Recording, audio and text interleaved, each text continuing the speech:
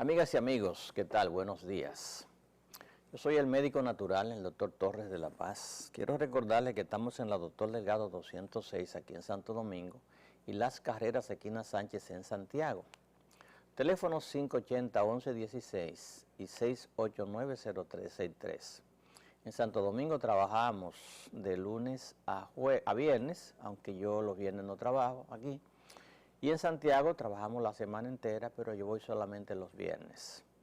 Los teléfonos 580-1116, 689-0363, usted lo puede utilizar para hacer su cita si desea verme. También trabajamos por orden de llegada, pero más por cita. En Santiago tenemos la ventaja de que tenemos la doctora Jaques, que usted puede visitarla durante la semana. Y además también puede llamarla desde ahora o ponerle los mensajes a través del WhatsApp. Usted le pone los mensajes a través del WhatsApp y ella comienza a contestarle sus llamadas. A mí personalmente puede ponerme los mensajes desde ahora y entonces yo le contesto, o cuando estemos en la hora interactiva o cuando llegue a la casa. Las llamadas por WhatsApp no se contestan porque hay muy mala recepción. Así que ya ustedes pueden comenzar a escribirme los mensajes y vuelvo y les repito la llamada a los teléfonos de la doctora, o también escribirle por WhatsApp. Durante la semana usted la puede visitar allá en Santiago, en Las Carreras Esquina Sánchez. ¿Qué le decimos? Ya estamos prácticamente en época navideña, y en esta época realmente hablamos más de alimentación que de enfermedades. En estos días estaba precisamente comprando un producto para unos gusanitos sumamente inteligentes que me acabaron con las coles y las acelgas. Y nada, no hubo forma. Entonces fui a comprar un producto, por supuesto, orgánico, y ese producto me costaba 55,000 pesos el galón. Pero un productor también de hortalizas fue a comprar uno y el de él le costaba 1,300 pesos el galón. Pero como le decía, es un producto tan interesante que usted le echa un cc a un tanque, a un tanque de 55 galones, parecería una exageración, pero bueno, a un tanque de 55 galones, usted coge un cc y se lo pone a un pan y se lo echa a un perro y lo mata. Imagínese usted lo que pasa con los tomates y las verduras cuando le echan eso. No hay bicho que se le acerque, pero usted se lo come. Usted se lo come porque usted aprendió a comer verduras, le enseñaron a comer verduras. Hay días que son especiales solamente de verduras en los supermercados, que son como una especie de antesala. Pero me decía este señor que la gente, o que el cuerpo tiene que acostumbrarse al veneno, porque ya no se puede producir nada si usted no lo envenena.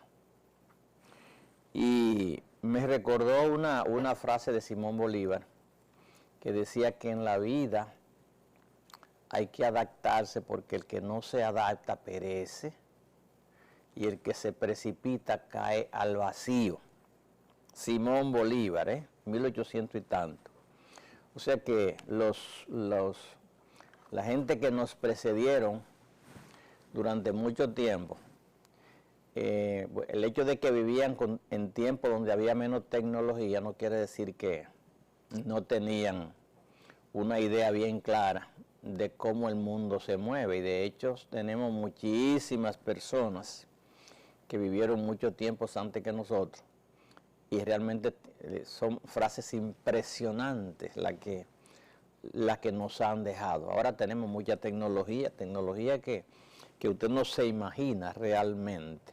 Pero bueno, como todos los tiempos han sido iguales, si nos adaptamos sobreviviremos, si no nos adaptamos, pereceremos. Frase de Simón Bolívar. Hay un envenenamiento tremendo sobre todo la alimentación, y de hecho la inmensa mayoría de las enfermedades que hoy tenemos son enfermedades nutricionales, no enfermedades por las que en la cual usted no está comiendo, porque nosotros en pediatría siempre hemos visto, y se ve todos los días, por ejemplo, en regiones que tienen peor suministro de comida, no de alimento, que nosotros, donde vemos enfermedades carenciales, una cantidad enorme de enfermedades carenciales por falta de nutrientes. Pues nosotros tenemos hoy en día que hay más enfermedades y más muertes por sobrecomida o por sobrealimentación que por falta de alimentación. Sería paradójico, pero bueno, es así. Más personas, más adultos mueren hoy por exceso de comida que niños por falta de comida. Entonces, yo quería hoy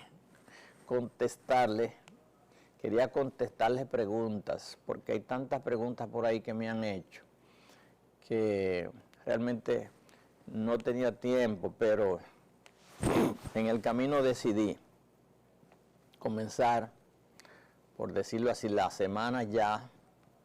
Esta es la segunda entrega del mes de noviembre. Y entonces comenzar a hablar sobre los problemas nutricionales, los problemas digestivos. Vamos a hablarle hoy de gastritis. Debí comenzar con estomatitis.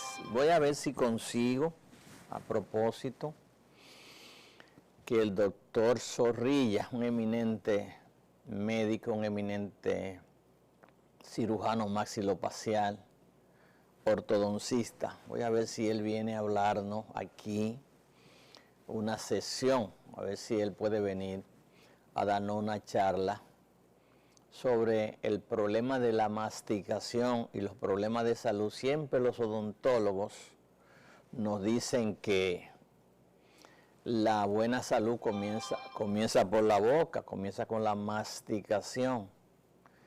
Hay gente que no lo quieren creer. Yo tengo experiencias muy reales, muy concretas, lo que sucede cuando la persona no mastica bien.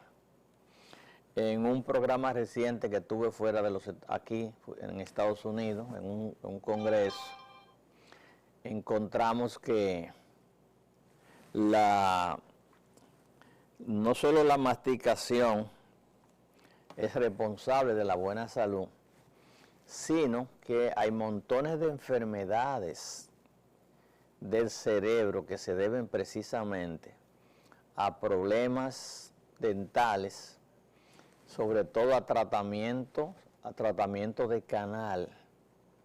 La raíz de los molares superiores y especialmente de los terceros molares, la raíz allá arriba, donde están fijos en la mandíbula, están a menos de pulgada, a menos de una pulgada del cerebro. Y usted sabe lo que es una pulgada, es la falange de un dedo, sobre todo la falange del dedo índice o del dedo del anillo.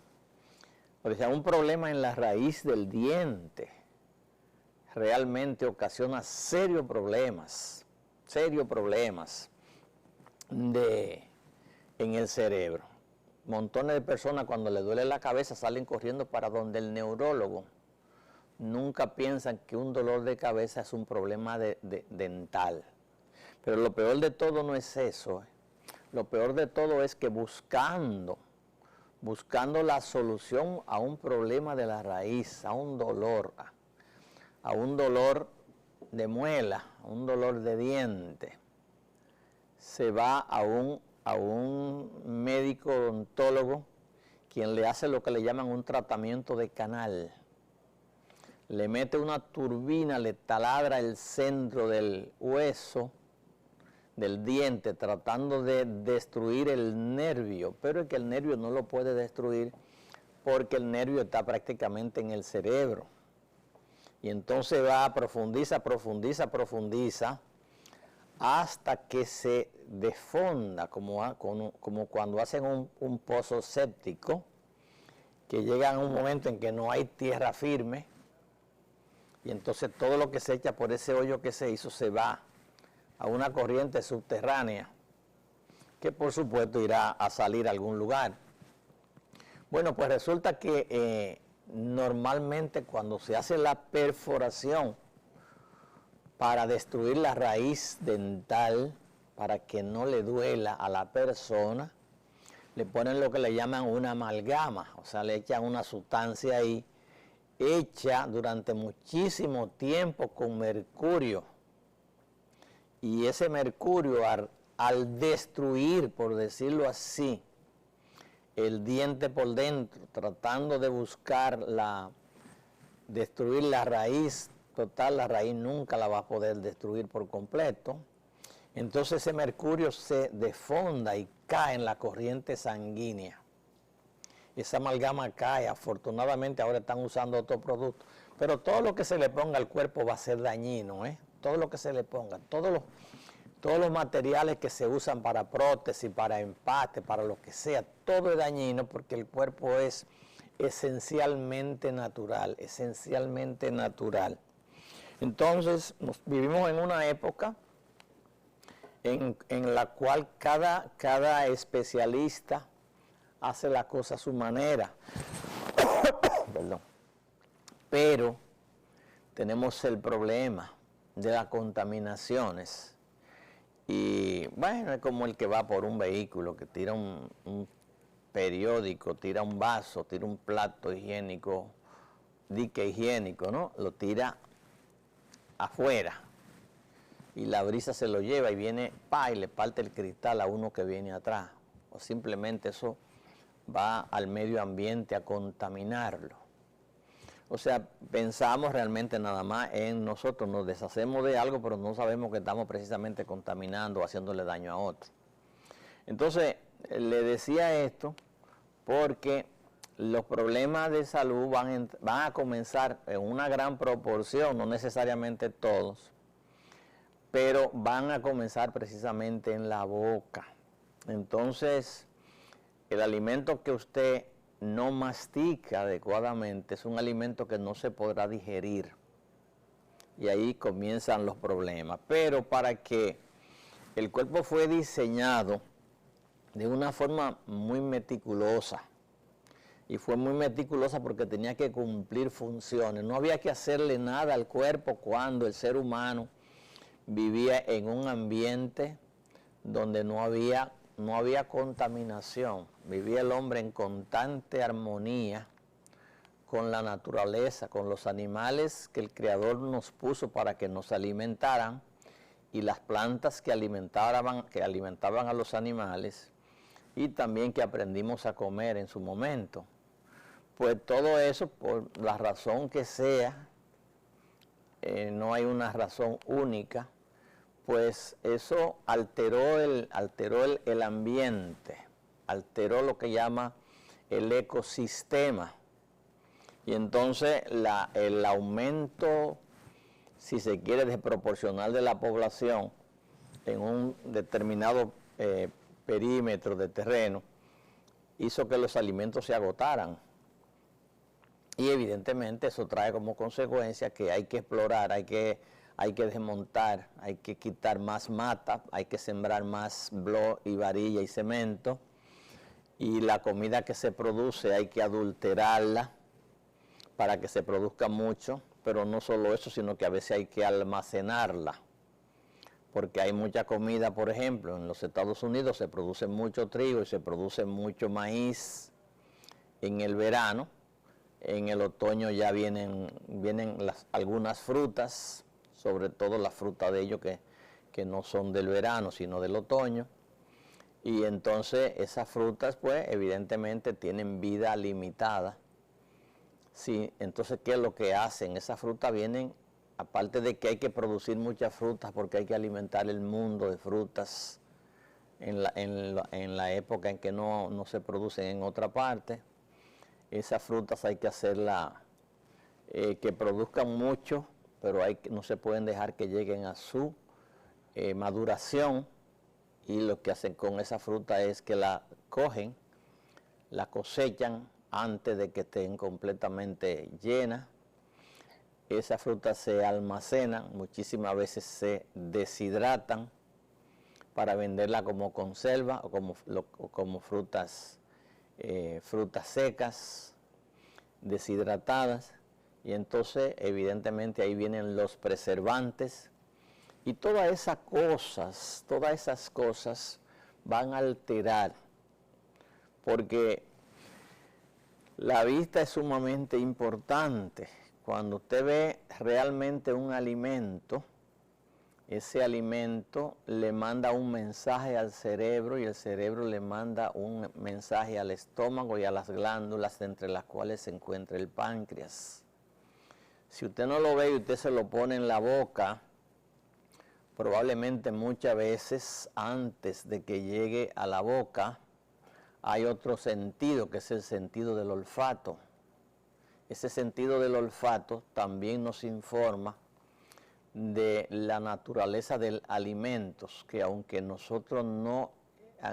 esté a nuestro alcance, le llega al cerebro y le trae recuerdos gratos, y esos recuerdos gratos comienzan a producir salivación para la masticación, aunque solamente sea el olor, y también los órganos comienzan a producir enzimas digestivas. De hecho, todo el mundo conoce la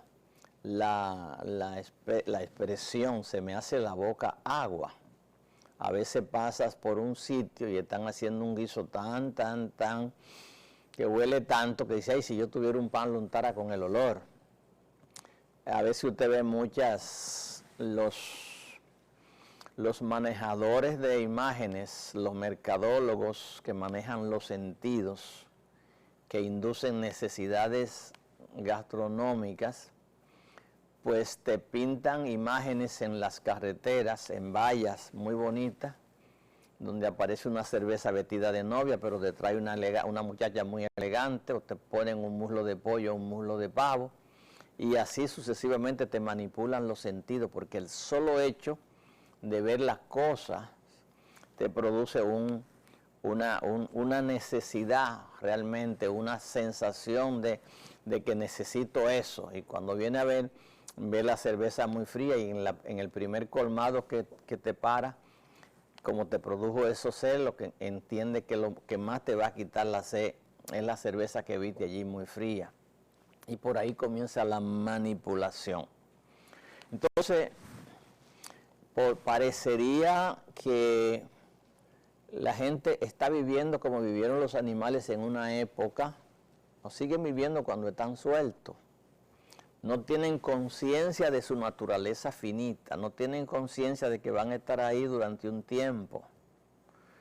Y no es que la muerte lo va a sorprender cuando tenga ya haya cumplido su ciclo, sino que en cualquier momento le van a tronchar la vida para cumplir una fase o una faceta de la cadena alimenticia.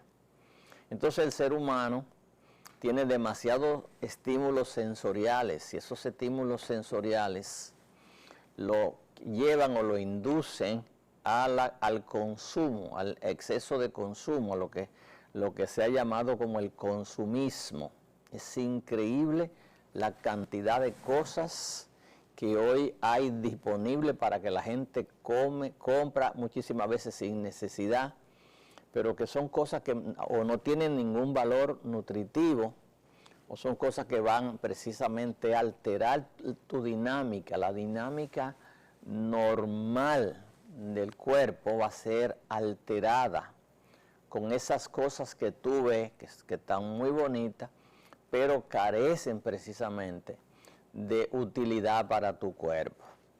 Entonces, se acerca la Navidad, y la Navidad es una época en que la gente piensa, hablo en sentido casi universal, cosa que no lo es, pero todos estamos imbuidos en el asunto del consumismo, ¿no? sin darnos cuenta. Todo el mundo, la inmensa mayoría de la gente pone el arbolito de Navidad, la mayor parte de la gente pone decoraciones de la Navidad y muchísima gente dice, yo no pongo eso, yo no, pero no lo pone muchísimas veces porque no tiene la facilidad o tiene otras necesidades.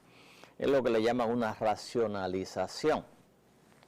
Entonces yo quería precisamente, me mandaron anoche un correo, un WhatsApp, con una demoledor, por decirlo así, donde me hacían preguntas sobre todo de el Alzheimer, ¿no? Una persona que tiene su mamá con Alzheimer, la persona es como si fuera un niño autista o un niño con trastorno de atención, déficit de atención, paciente. El Alzheimer se da en gente joven, 60 años lo más. Lo demás ahí, demencia senil. Lo demás es demencia senil.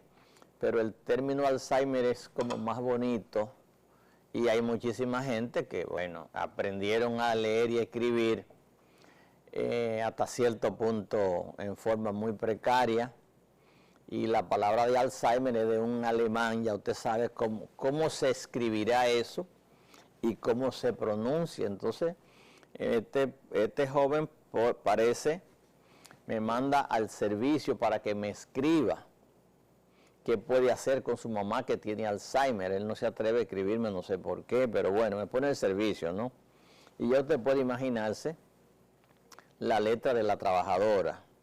Pero bueno, es letra al fin, yo la entiendo y hasta cierto punto hago el esfuerzo, porque ella está haciendo el esfuerzo por comunicarme una necesidad. Yo no voy a hablar de Alzheimer, porque la verdad es la siguiente, que la palabra Alzheimer aterroriza.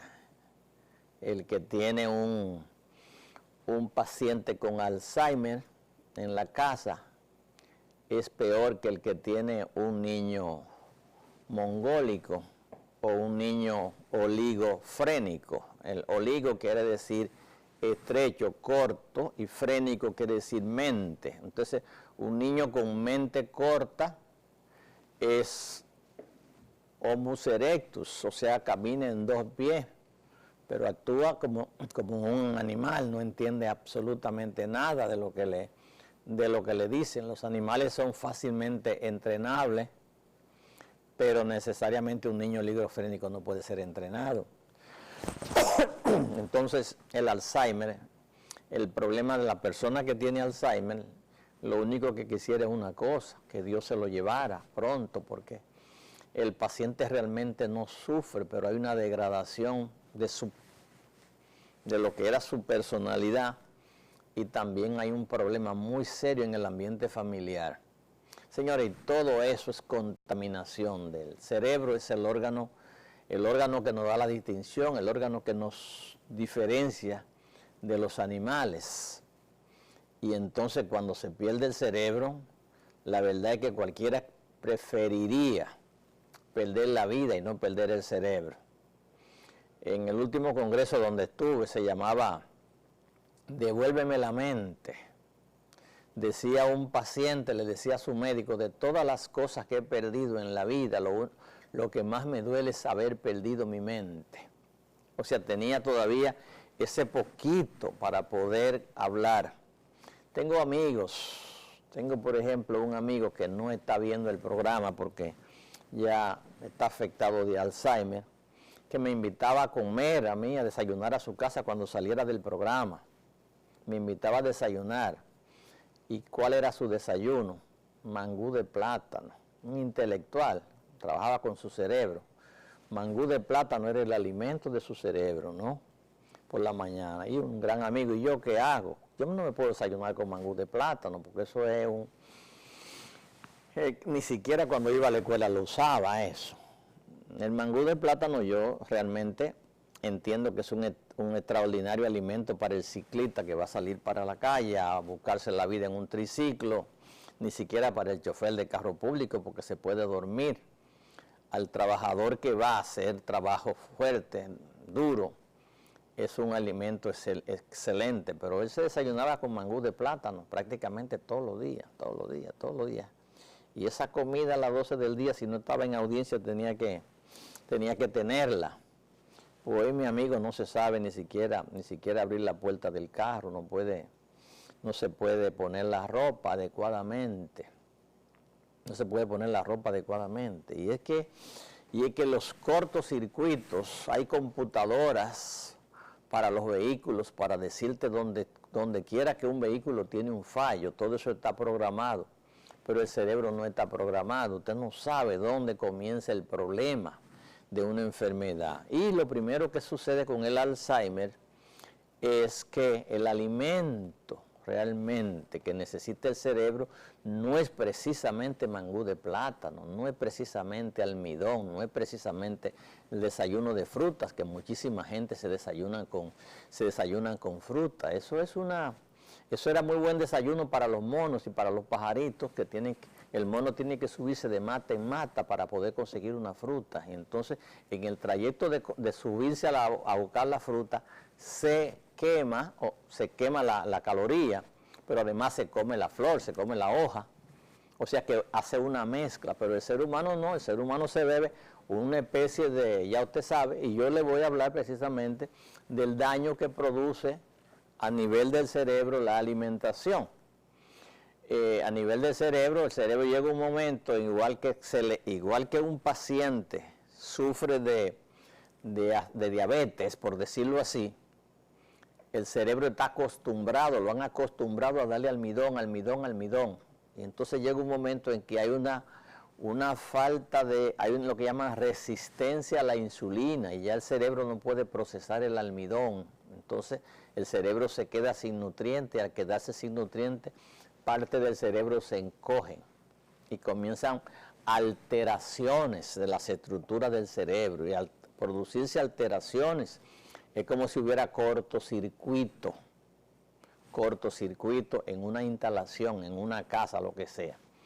Bueno, de que no le iba a hablar de Alzheimer. Entonces, el problema viene durante muchísimo tiempo, y eso se viene cociendo ahí cuando brota.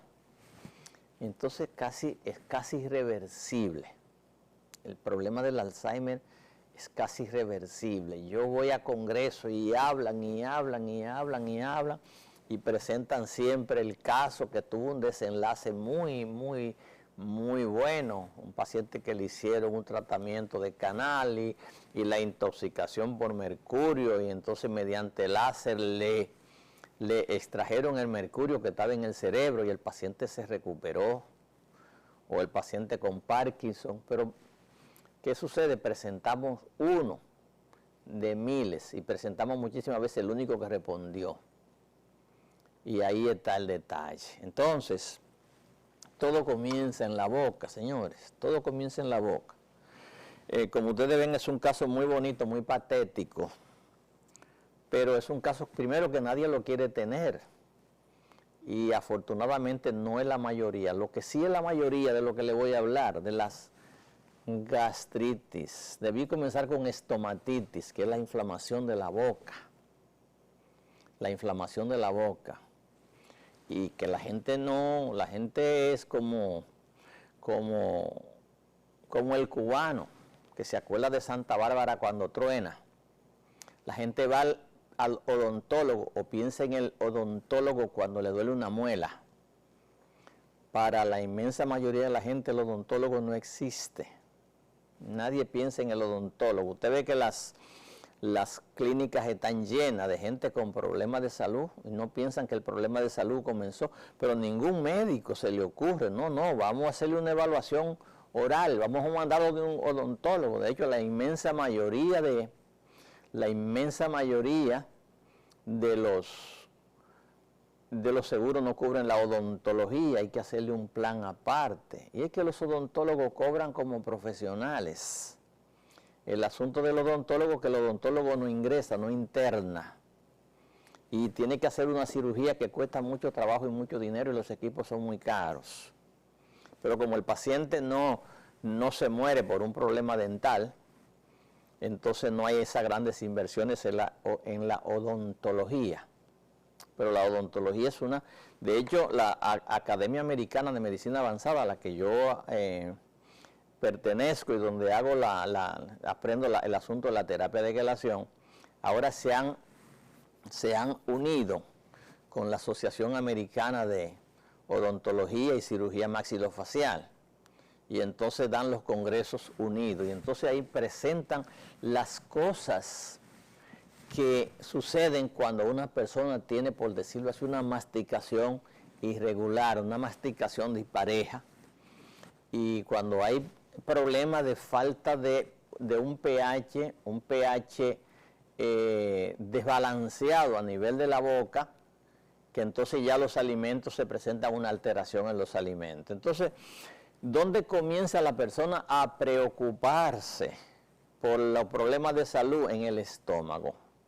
El estómago se irrita por la cantidad de alimentos ácidos que se está comiendo, y entonces ahí viene lo que le llaman gastritis. La gastritis es la irritación o la inflamación de las células de la pared de la mucosa del estómago, ¿no? El estómago, como usted sabe, yo le digo, bueno, es como una lavadora, con la diferencia de que la lavadora te le echa ropa, pero tiene que echarle los detergentes. El estómago produce sus propios detergentes. Entonces, el estómago realmente es el órgano más ácido del cuerpo. Es el órgano más ácido del cuerpo. Nosotros vamos a ver si me sacan esta imagen de la... Hay lo que le llaman pH. Mira, el pH, la palabra pH significa, bueno, es la concentración o la cantidad de hidrógeno en una solución, pero es una expresión logarítmica. El logaritmo, pues, la inversa, es como coger una cantidad y dividirla entre 1. Entonces la cantidad, mientras más hidrógeno hay, el hidrógeno es sumamente ácido, lo más ácido que hay. Entonces el hidrógeno es muy importante para la digestión de algunos alimentos. Entonces por eso el pH produce mucho hidrógeno. Entonces el pH del estómago es lo más ácido después de la batería, después del ácido de la batería. Por eso usted ve que cuando a una persona le cae ácido de batería, ahí mismo le hace un hoyo realmente. Entonces el pH del estómago está diseñado para digerir sobre todo proteínas. Pues las proteínas también son ácidas, pero entonces el estómago está diseñado para digerir proteínas. Entonces, cuando por alguna razón el estómago no puede ser más ácido de lo que es, no puede ser más ácido, pero los médicos no miden la acidez del estómago. El médico entiende, colige, interpreta que cualquier problema del estómago es producido por exceso de ácido. Entonces el estómago tiene lo que le llaman unas bombas, unas fuentes, unas glándulas que producen ácido, porque hay que mantener el pH del estómago ácido. Y eso significa que tiene una cantidad enorme de hidrógeno. Entonces, ¿qué es la mayor parte de los medicamentos, cuando el paciente tiene acidez, la mayor parte de los medicamentos que le dan al paciente tienden a neutralizar la acidez del estómago y a bloquear lo que le llaman la bomba productora de ácido, la bomba productora de hidrógeno, porque el hidrógeno es lo que produce la acidez en el cuerpo. Por eso le digo a muchísima gente, no, porque yo me tomo por la mañana un vaso de agua tibia con limón. Entonces fíjese lo que sucede, ¿no? Un vaso de agua tibia con limón. El agua tibia volatiza el oxígeno. El agua es oxígeno e hidrógeno. El hidrógeno es lo más ácido, pero el oxígeno es neutro. Entonces resulta, cuando una persona tibia o hierve el agua, se volatiza el hidrógeno, el oxígeno, y entonces se queda el hidrógeno se queda. Entonces cuando toma agua tibia con limón, entonces tenemos hidrógeno con un pH en 0, esa agua baja el pH del pH normal que debe tener en 7, lo baja por ejemplo a 1 o a 2. Y entonces le agregamos el jugo de limón agrio que tiene el pH en 2. Afortunadamente, una vez que el jugo de limón entra al estómago, hace una reacción inversa. Después vamos a ver si podemos explicarle cómo sucede eso. Entonces, fíjense lo que sucede. El pH del estómago es sumamente ácido, pero la gente está comiendo y eso, el propósito es precisamente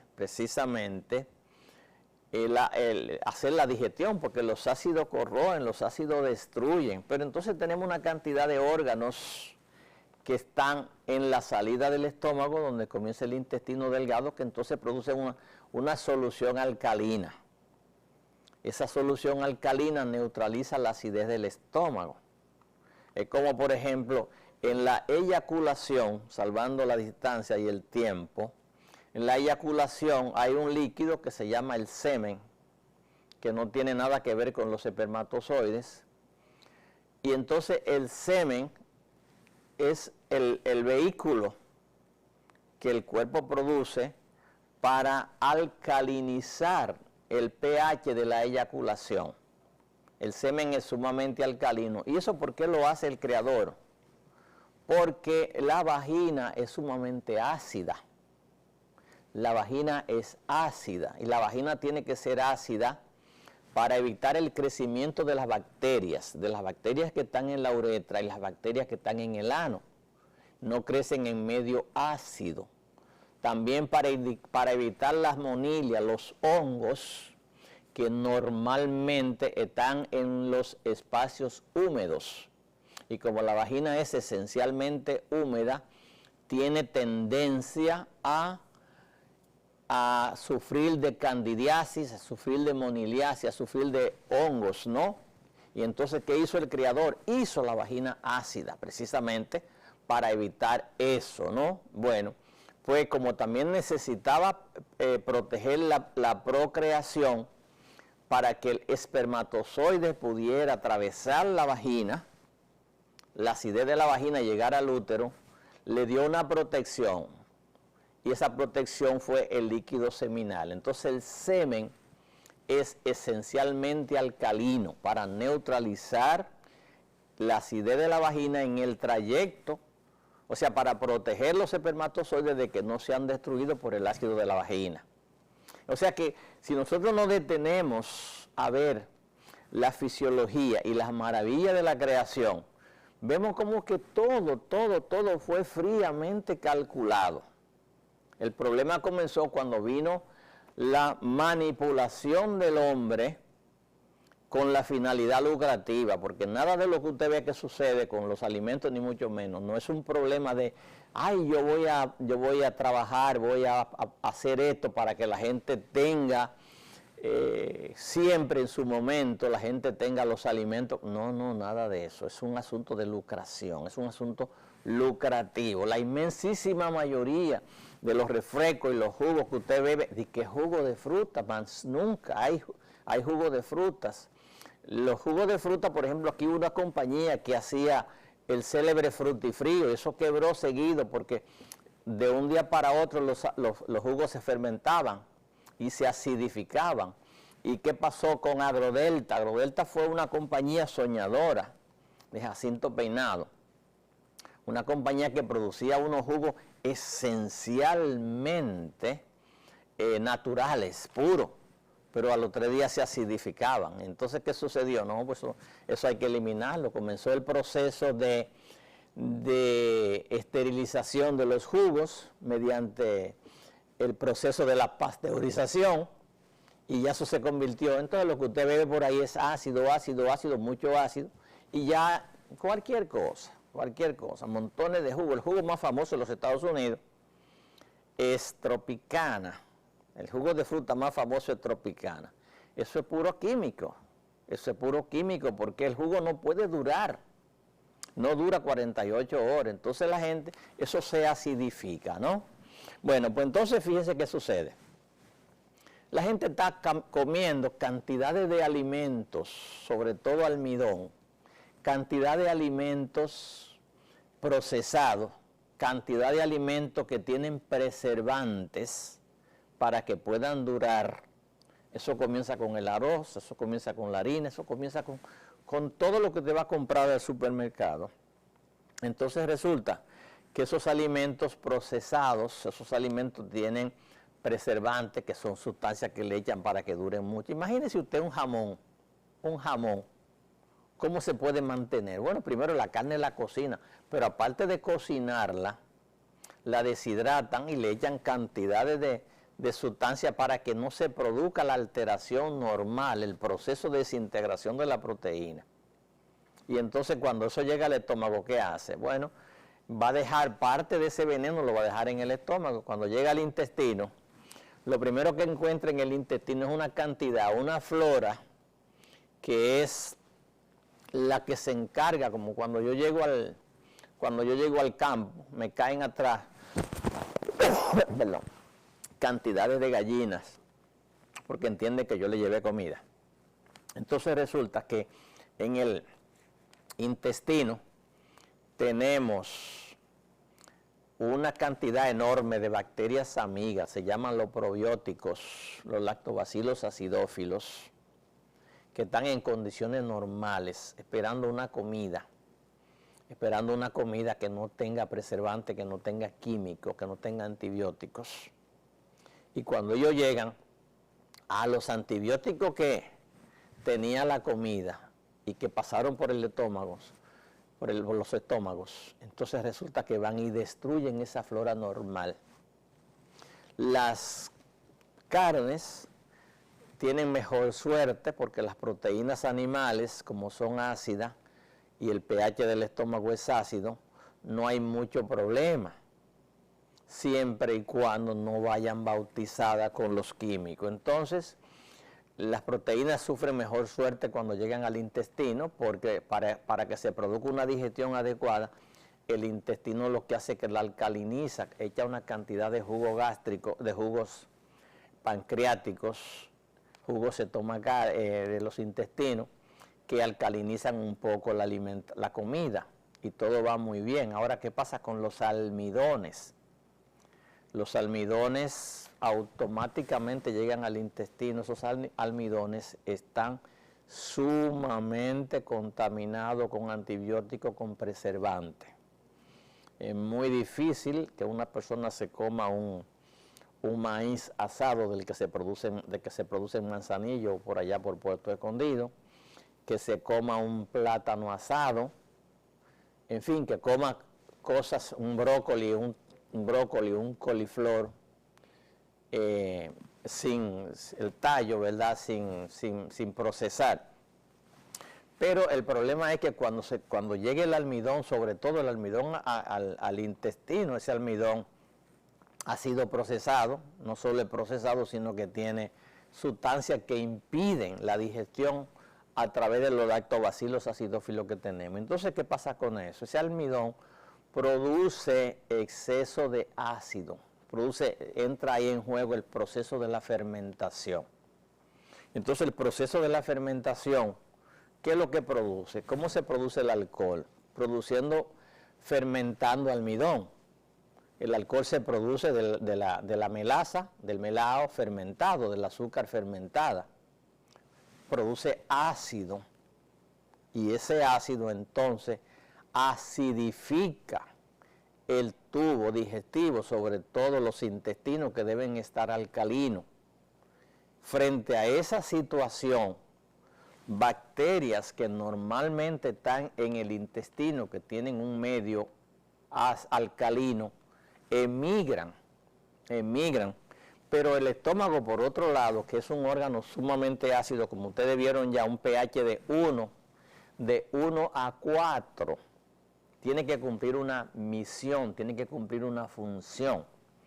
Y esa función es tratar de producir el ácido, ¿verdad? Pero como se está produciendo ácido en el cuerpo, entonces el estómago deja de producir ácido. Se bloquea la producción de ácido en el estómago, entonces el estómago se alcaliniza. No quiere decir que el contenido, que el jugo del estómago suba a 4, suba a 6 o a 7, no. En lugar de 1 se va a 4, se va a 5, se va a 6. Pero eso le permite al Helicobacter, que está precisamente en el tubo digestivo, en la parte superior del duodeno, subir al estómago, y por eso es que el médico lo encuentra muchísimas veces. Entonces, ¿qué hace el médico? Bueno, el cambio del pH del estómago. Normalmente nadie siente acidez en condiciones normales, y el pH del estómago está en 1. Está en 1. Es como la canción, en mí más amor no cabe. De 1 no llega a 0, es muy difícil. Y aunque llegara a 0 no le va a producir acidez. El problema estriba en que el estómago deja de producir ácido. Deja de producir ácido, produce ácido en menor cantidad. Y eso trae como consecuencia una alcalinización del estómago. Y la alcalinización del estómago va a producir una sensación similar a cuando hay exceso de ácido. En el estómago no puede haber exceso de ácido. O sea, la gastritis que se produce no es por exceso de ácido, porque el estómago es esencialmente ácido. La miel no se puede endulzar, porque la miel es el prototipo, es el parámetro, es el paradigma de lo dulce. Entonces el estómago en el cuerpo es el paradigma, el prototipo del ácido. Entonces no funciona, es una ridiculez, es una estupidez para que un órgano que es esencialmente ácido, usted le quite la esencia, que es ser ácido. Entonces lo que hacen los medicamentos como la ranitidina, el omeprazol, es precisamente bloquear lo que le llaman la bomba productora de hidrógeno que tiene el cuerpo. Una bomba productora de hidrógeno, eso es como el enriquecimiento del uranio. Esa bomba productora de hidrógeno es bloqueada por los antiácidos que el médico le indica. Entonces la gastritis, la inmensa mayoría de las gastritis, no son por exceso de ácido, es por falta de ácido. Y de hecho, fíjense una cosa, que la inmensa mayoría de las gastritis mejoran con el jugo de limón. Mejoran con el jugo de limón. ¿Por qué yo no recomiendo? ¿Por qué la gente no debe tomar leche? ¿Por qué no debe tomar leche cuando tiene gastritis, cuando tiene acidez? Porque la leche tiene el suero. La leche cuando llega al estómago se disocia en sus dos componentes. El ácido del estómago corta la leche. De hecho, las queserías lo que usan es ácido clorhídrico, ácido acético. Y ese ácido divide la leche en dos partes, en la parte sólida y en el suero. El suero neutraliza, es como si fuera un baño de agua fría cuando usted tiene mucho calor. Y entonces la persona siente un alivio, pero un alivio muy transitorio cuando se toma un vaso de leche. De hecho, ya no se usa la leche cuando hay gastritis o cuando hay acidez, porque usted siente una mejoría instantánea. Hay otro problema, muchísima gente cuando tienen acidez se toman una Coca-Cola.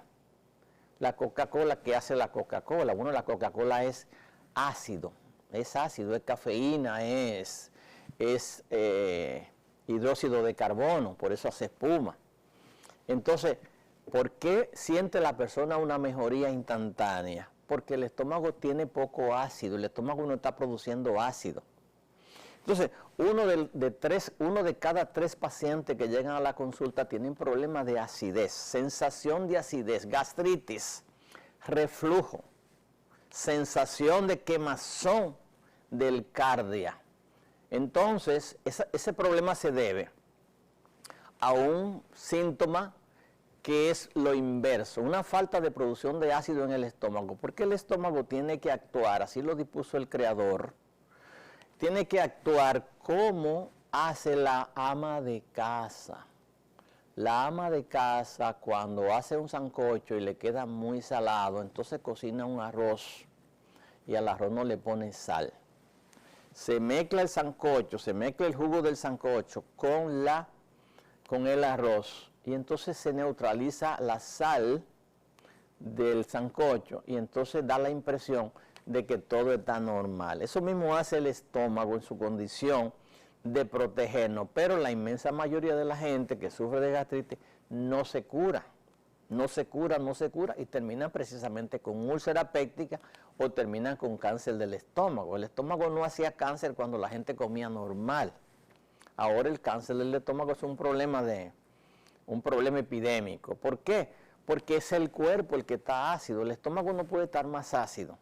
Entonces la inmensa mayoría de la gente que sufre de gastritis es un problema de falta de ácido. Se mejora dramáticamente con el limón, pero los antiácidos empeoran el cuadro. O sea que el problema está en un cambio radical de alimentación. En vez de hacer una gastroscopía, una endoscopía como le hacen al paciente que sufre de gastritis o acidez, la itis es el síntoma, la enfermedad es otra, ¿no? Entonces, en vez de cogerle un pedacito para hacerle una biopsia, lo que deberían hacer es cogerle un poco del jugo y analizarlo. Está de 1 a 4, está normal, si está de 1 a 4. Está en 7, está en 6, no, está alterado porque el estómago debe estar ácido. Entonces, hacemos todo lo contrario, le quitamos al estómago, que es un medio ácido, le quitamos la forma de producir ácido ahí, y entonces ahí viene el problema.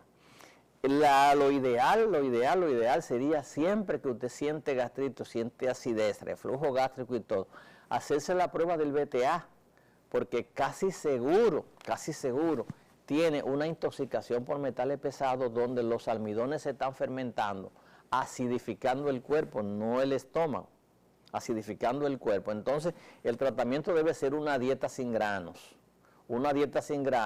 tomar lactobacilos acidófilos y, por supuesto, tomar enzimas digestivas.